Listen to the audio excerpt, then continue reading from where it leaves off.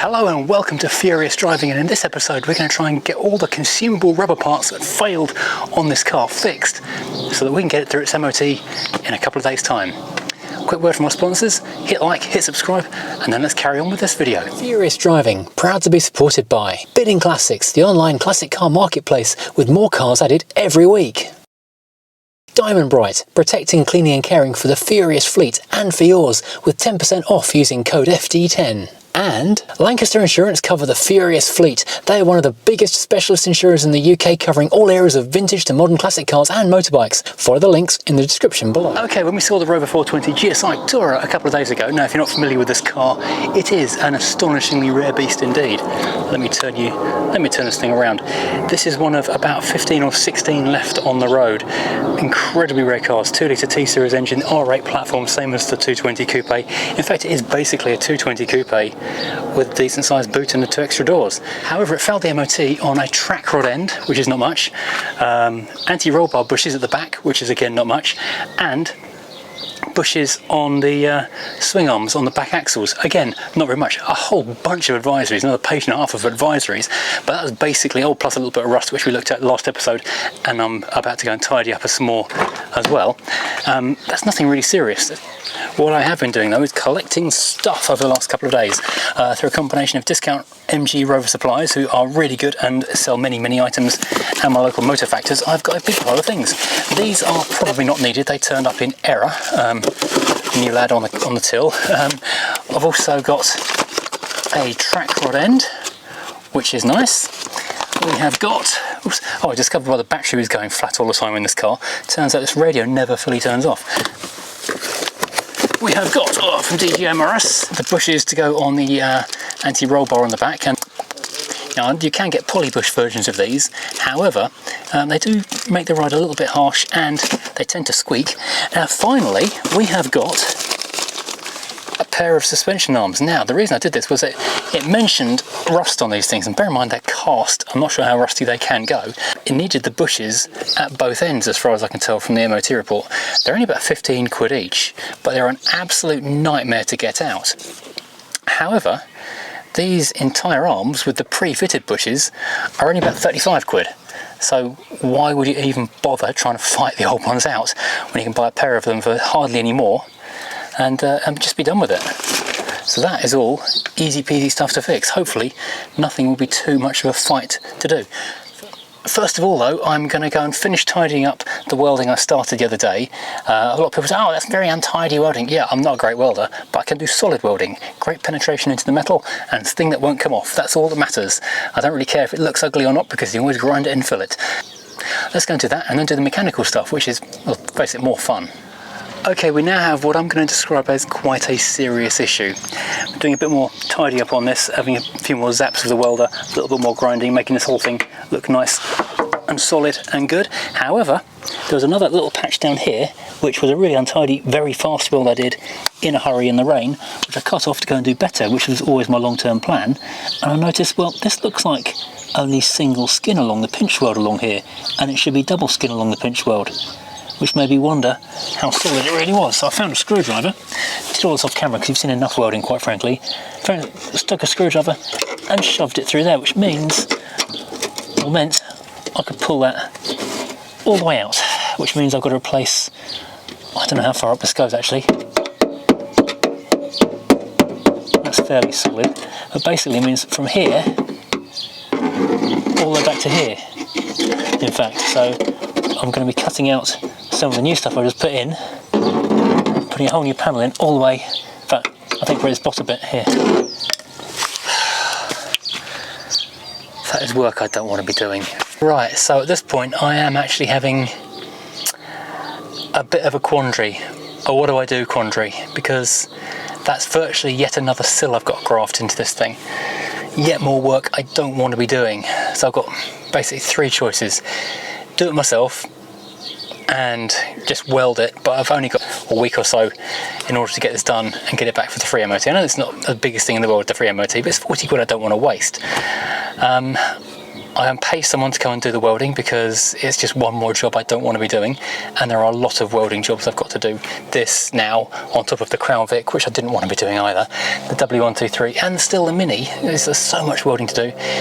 Or as I need to get rid of something on the fleet, I've got too many cars, not enough space, something's got to go, I just move this on as it is and just say, cut my losses, walk away, concentrate on something else. I'm going to, at this point, turn the camera off and have a bit of a think about this, because I am very unsure what to do at this point. I like this car, but I've already got a 220 in coupe form, so I don't really need two R8 2-litre 220s. And having done the welding, I then still need to go into all of the suspension stuff that it does need to have done as well.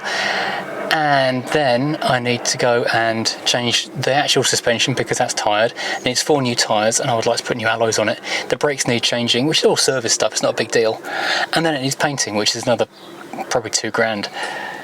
And I know people always say in the comments, you've got so many cars, you should ditch 1 or 2 or 3 or 4.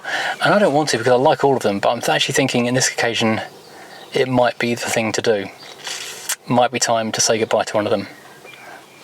Well, okay, so obviously I'm fixing it because that's what we do, isn't it? And frankly, I haven't got the time to wait to book in for a mobile welder. I haven't got the budget to pay for a mobile welder, and the car is effectively worthless without an MOT. So guess what we're doing?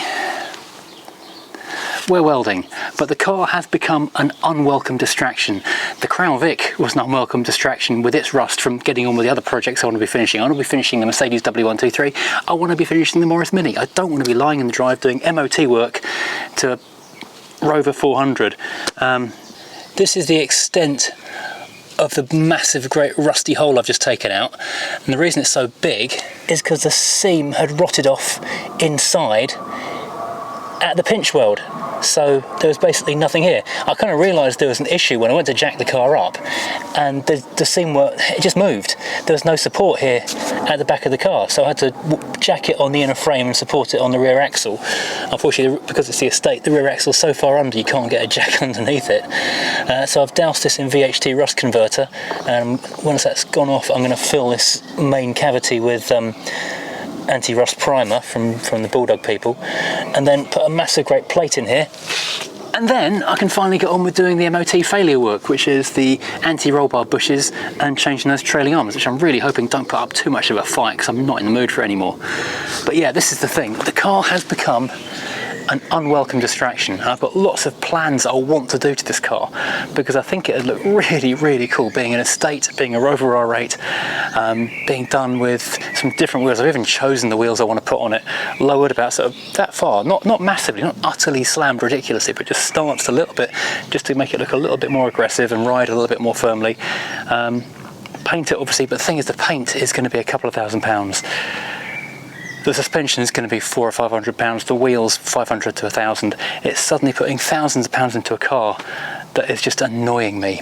And there's a dating term the young people use called the ick.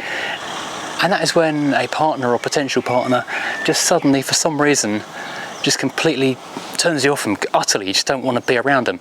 And you can't really put your finger on it. It might just be the way that they open their mouth to drink their tea, or the way they pronounce a certain word. It's just something tiny but imperceptible, and you can't put your finger on it, but from that moment on you've had it with that person. And that's kind of how I feel with this car. It's given me the ick, and I just can't be bothered with it anymore.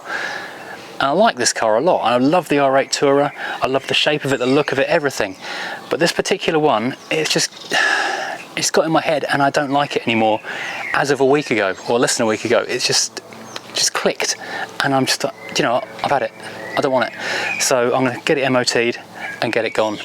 At least then it's one less car to be distracted by and have to deal with when I've got the other ones which all need attention as well. And it's a lot of money, which however much I put into that car, I'm not going to get it back. That's the other sound financial decision, that on its absolute very best day, I mean, I'd like to think it'd be worth 4,000, but chances are 2,500 to 3,000 after painting. It's going to cost 2,000 to paint it, so it's just kind of not worth putting the money into from a financial point of view. You could only do it from an emotional point of view, which normally I'm happy to do, but not today. Well, I'm getting my money's worth out of this thing yet again. Certainly saved me an awful lot of time on a day when I could really do without doing any welding. Thanks, Metal Bender. Oh well, that's a 53cm section of steel going in the back of the sill section. This is annoying, but I suppose it's good practice for the Crown Vic, which still needs plenty more.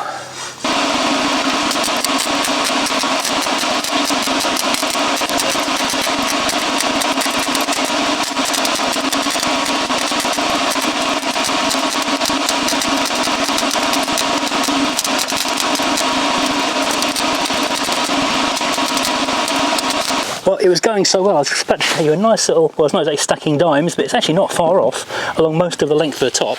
And I knocked over the bottle and broke the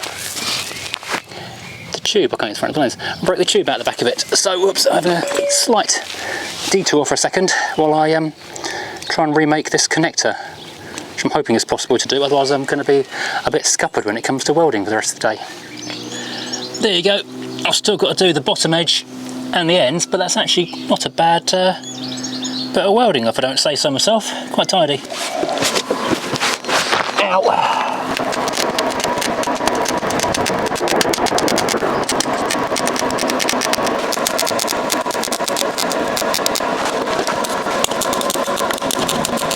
Right, now we can do the actual work of putting the bits of rubber and metal in the car.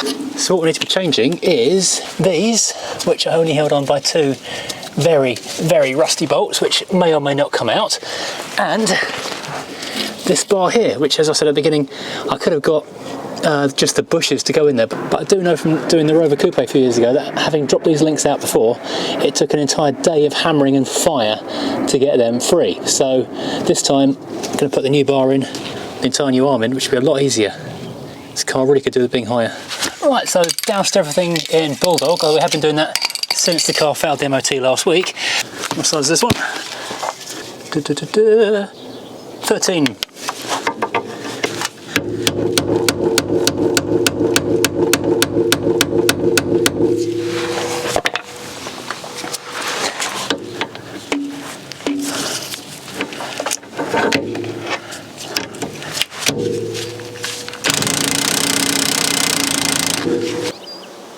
Well, this is going about as well as you can possibly expect it to. Bulldog impacts, hammers, no joy. In fact, seem to be onto imperial sized sockets now, a 1/2 inch rather than a 12 or a 13 on this one, because it's doing nothing. Likewise, these aren't moving at all, so I'm going to get into the big guns. Heat extraction joy.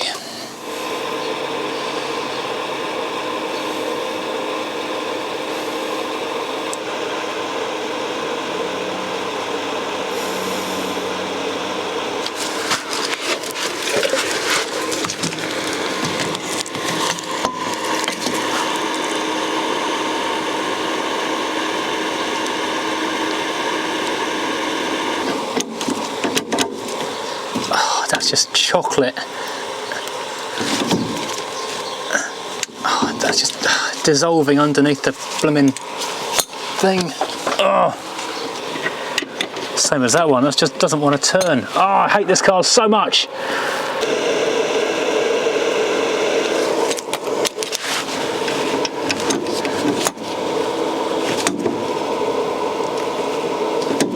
Oh, moving. Think. No, just rounding it some more. Right, I am very fed up with the back end of this car. So I've phoned Chris to see if he's free this afternoon to come and have a crack at those arms and those bushes, because I just don't have any patience left for this vehicle. And I'm going to take a look at this track rod end, which, well, hopefully it'll come off with, I don't know, I'll see if it'll undo with the spanner, but if not, the angle grinder is close by, and there's just that bit there to undo.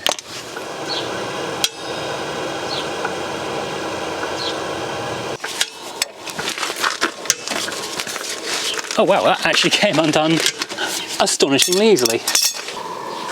Right, so giving that a bit of a clean up, because I'm going to be using the wraparound heat tool thingy attachment. I don't want to get all dirty and oily, because this is very greasy, has to be said.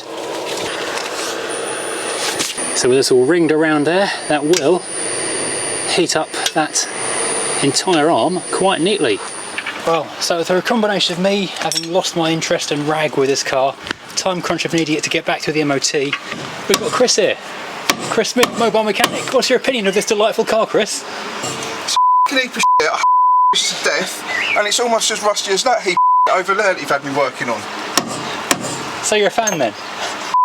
That and the fact I can't find a 9mm socket because everything's gone rusty. So yeah, while I leave Chris scratching his head with this, I've got now the dilemma of, do I go and pick up my son from school in a sensible choice of a car with air conditioning, or embarrass him by taking the world's oldest Punto in front of his friends? Well, I'd make him walk. I'm leaning towards Punto. Punto. Yeah. So it's an hour later now, and I feel good and bad about this. Good because Chris has been beaten as well. Bad because Chris has been beaten as well. It makes me feel slightly less bad about my inability to fix something when a professional mechanic, also working in the same circumstances, is also beaten by the utter rustiness of these bolts. And as Chris was just saying off camera, with a ramp to give you more leverage and stuff, you can probably get this off.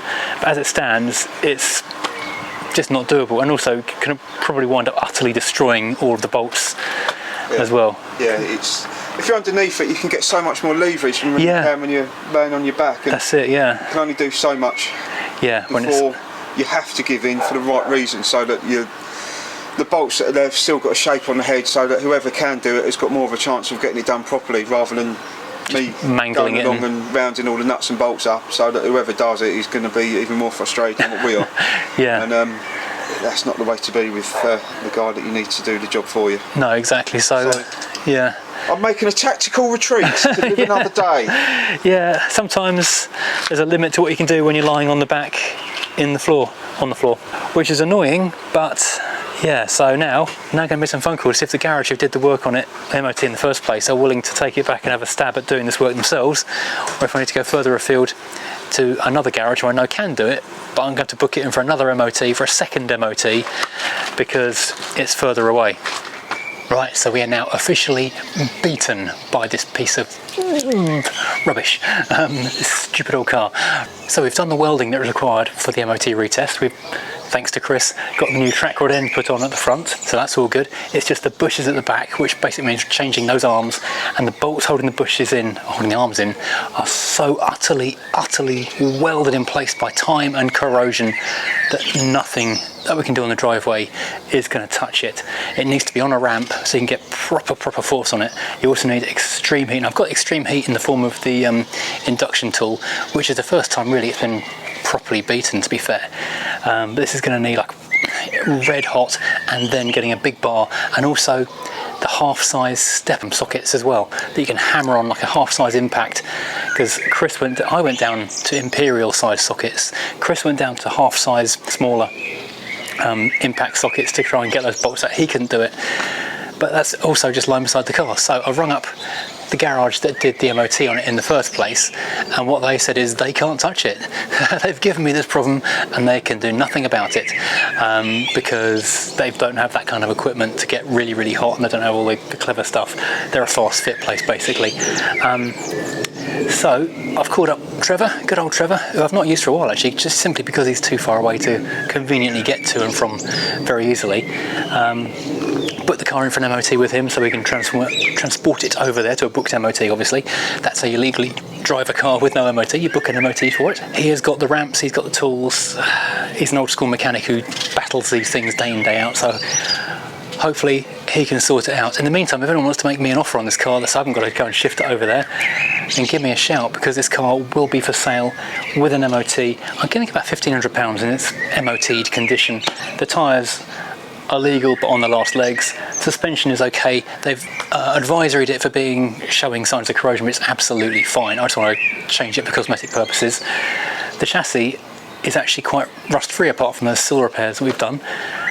So yeah, this is where we are ending the video today, on a bit of a low point. So the MOT rectification work has hit an absolute stone wall just here, because nothing else I can do at the moment.